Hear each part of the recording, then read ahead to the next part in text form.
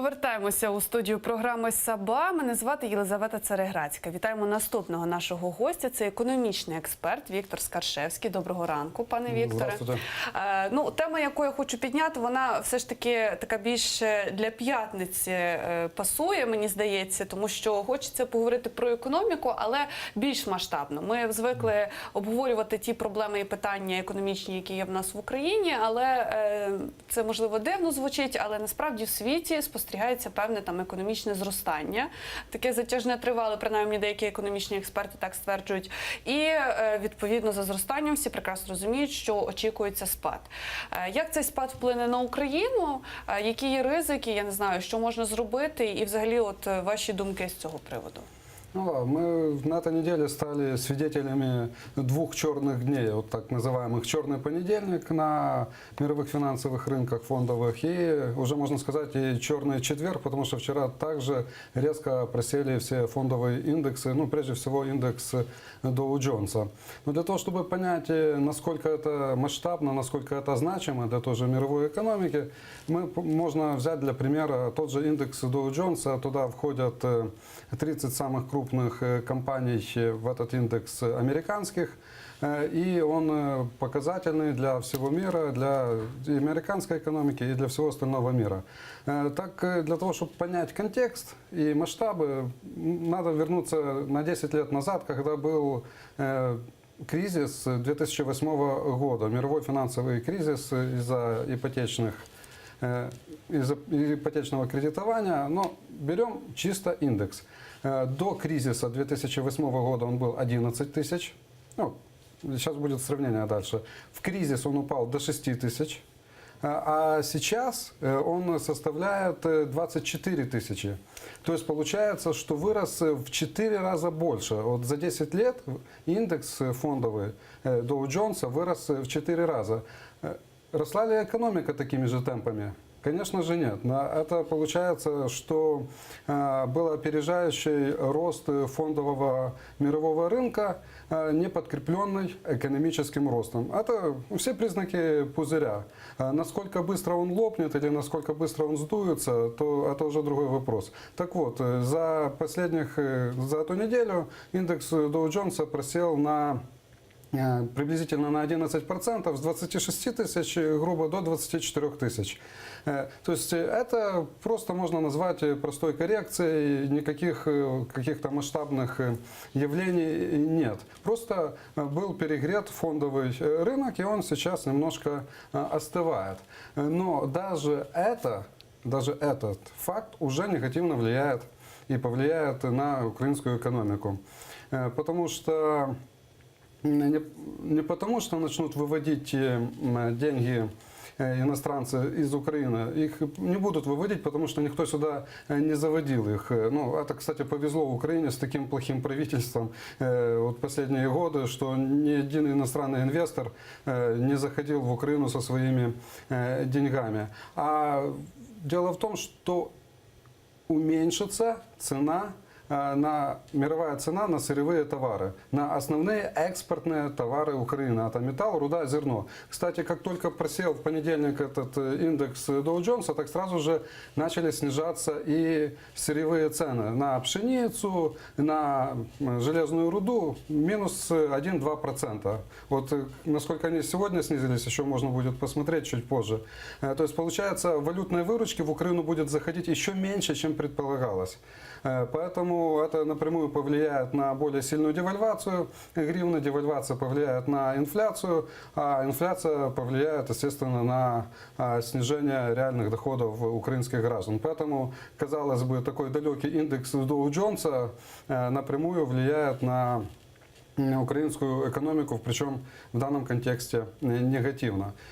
И еще, что более важно, тут появились очень сильные инфляционные ожидания в американской экономике. Там последние данные показали, что зарплата американцев выросла больше, чем они ожидали.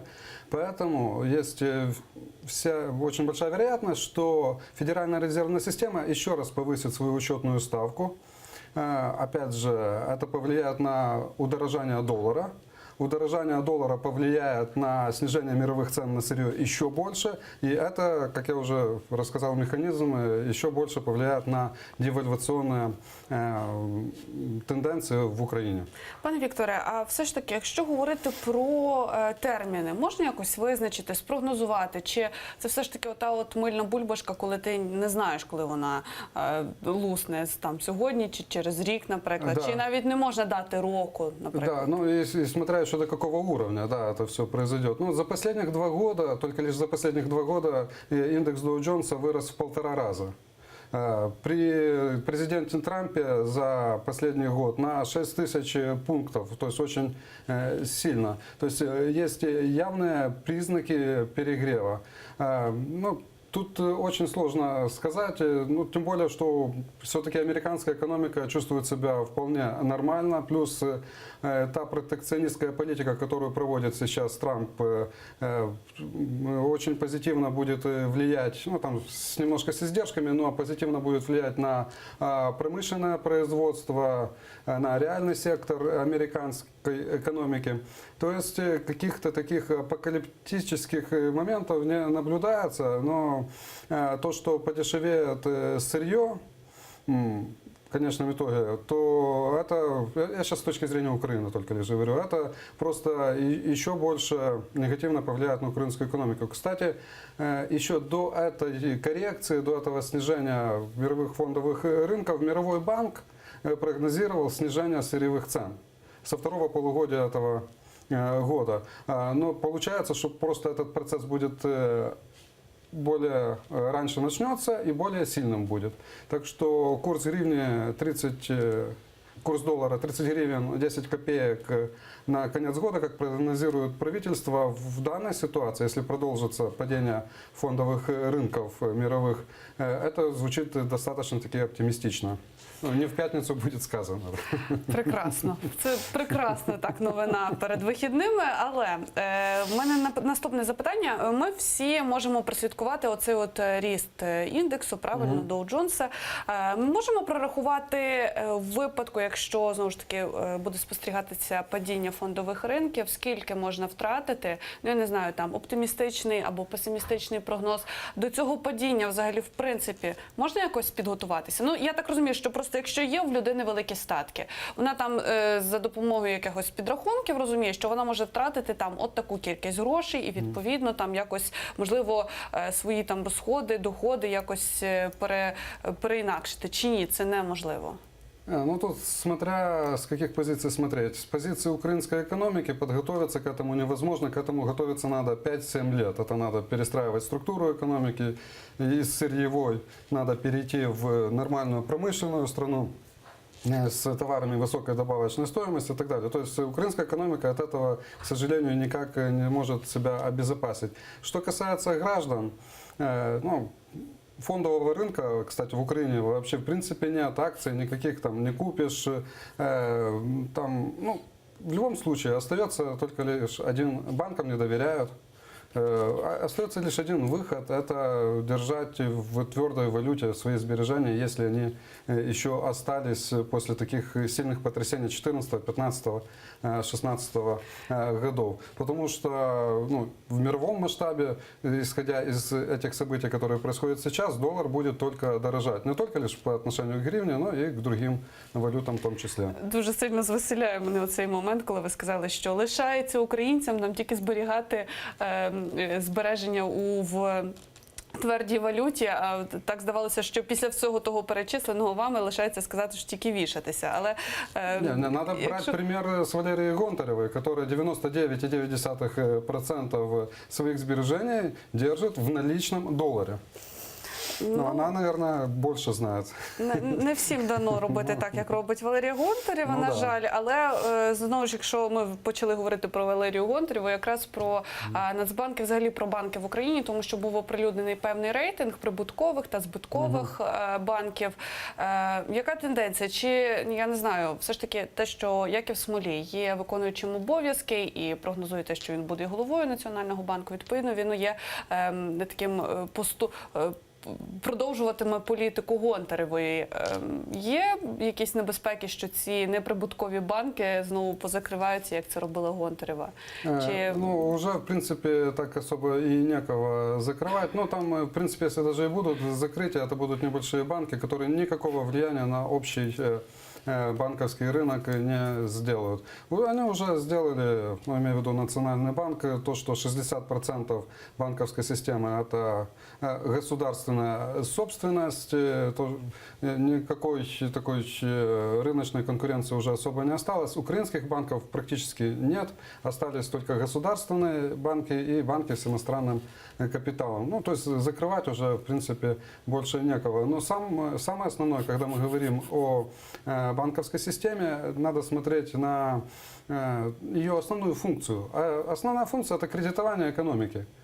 Его нет. Даже если внимательно посмотреть статистику прошлого года, которую опубликовал Национальный банк, кредитование реального сектора сокращается, там минус 1%, ну, если это в 2017 году, а на протяжении 3 предыдущих лет это было минус 20, минус 25% ежегодно. То есть банки, даже тяжело назвать банками, потому что они не выполняют свою основную функцию, они не кредитуют экономику.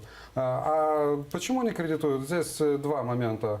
Первый момент, потому что очень большая доля невозвратных кредитов у банков на балансе, потому у них они должны формировать резервы. А второй момент, некого кредитовать, потому что в Украине не защищены нормально права собственности, поэтому и очень высокие кредитные ставки, плюс еще Национальный банк, борясь с ветряными мельницами, ну, имеется в виду против инфляции, на которую он не имеет никакого влияния, потому что причина не монетарная, они еще взяли и повысили учетную ставку до 16%. То есть теперь кредитование для реального сектора вообще в принципе недоступно. И более того, они еще планируют ее повысить.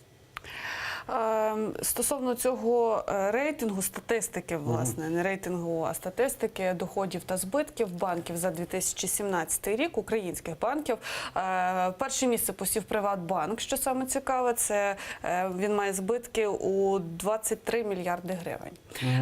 От така статистика, власне, така інформація, ви її як розцінюєте? Ну, тобто це, ну, я не знаю, чи варто чогось лякатися, Ні, чи можливо нам уже взагалі, в принципі, нічого не страшно? Это констатация факту. Это констатация факта, что там убытки. Это и так было очевидно. Мы уже с вами, украинские граждане, налогоплательщики, мы уже израсходовали, ну, нас не спросили, но мы это уже сделали, 150 миллиардов гривен для закрытия дыр Приватбанка.